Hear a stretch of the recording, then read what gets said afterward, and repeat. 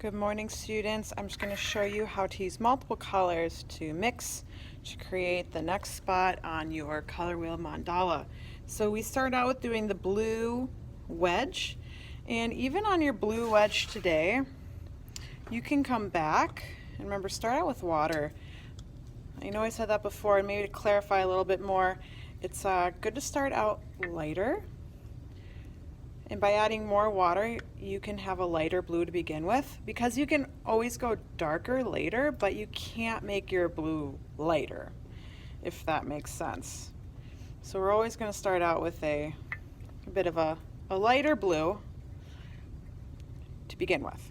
Okay, so I've got my blue.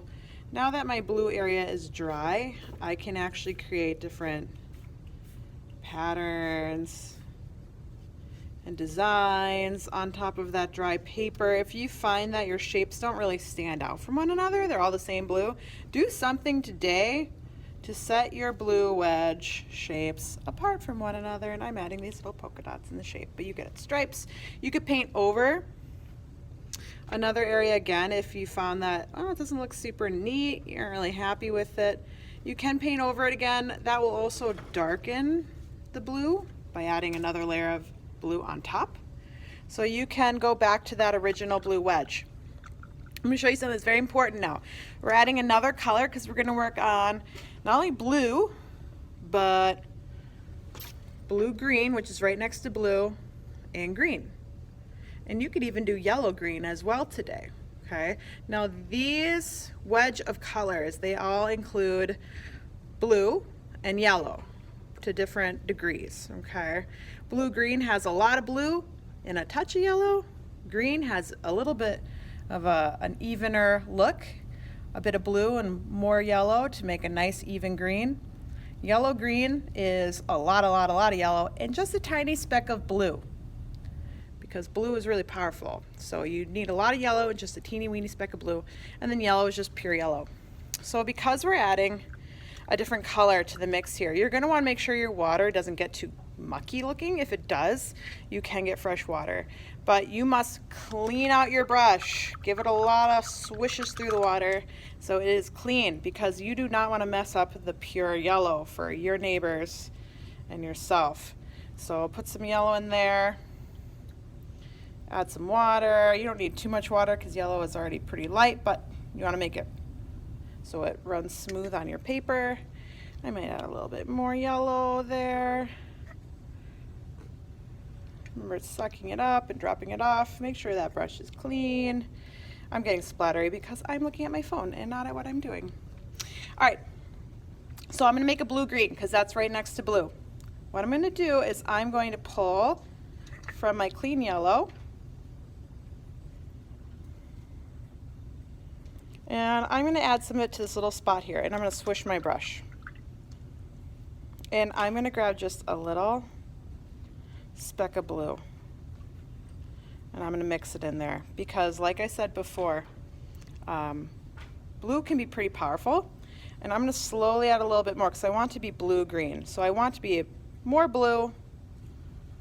I don't want to look too greenish. I want to look blue-green, almost like turquoise, I guess you could say. All right, so blue-green goes right next to blue, and imagine I've outlined this all in Sharpie, and I'm going to start painting in my shapes blue-green. Like I said, it should look turquoise. So I'm going to paint in the strip next to blue, all blue-green, and you should have your labels up on the edge to remind you. Next to blue-green is going to be green. So what I could do is I could add more yellow to my blue-green. Ooh, look at that. I made it messy. Oops. Remember to rinse out your brush.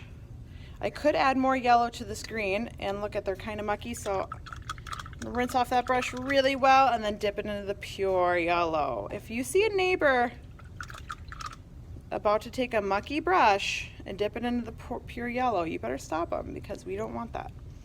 Now if you notice, we want something that's more green for the next wedge. Again, always rinse out your brush when you're pulling paint from these pure colors. You don't want to get blue in the yellow, vice versa, or green in the yellow. That would make things really mucky and unfair for your neighbors, because you wouldn't have pure colors. So again, today, start with blue. Then you can move on to blue-green. So that's a lot of blue with a little bit of yellow. It should look turquoise. And then you can move on to your green wedge. So you're going in order. Okay. For cleanup, I just want to remind you, because it's been a minute, you are going to turn on that water, rinsey, rinsey, rinsey for even like 2 seconds, and it's clean. That's how easy it is. Take your water cup, dump, swirl some water in there, dump it again, stack it up, and close the caps on your paints. I will collect these. Don't you worry about walking them around. Last thing you're going to do is just rinse it, 2 seconds, put it back in the tray. You've cleaned up your materials. Way to go. And then you're going to take your wet art piece and you're going to walk it to the back drying rack. Here we go. And you can just fold it in half. Put the wet part on top. Wet part on top. And slide it in just like so. And you're good to go. Thank you.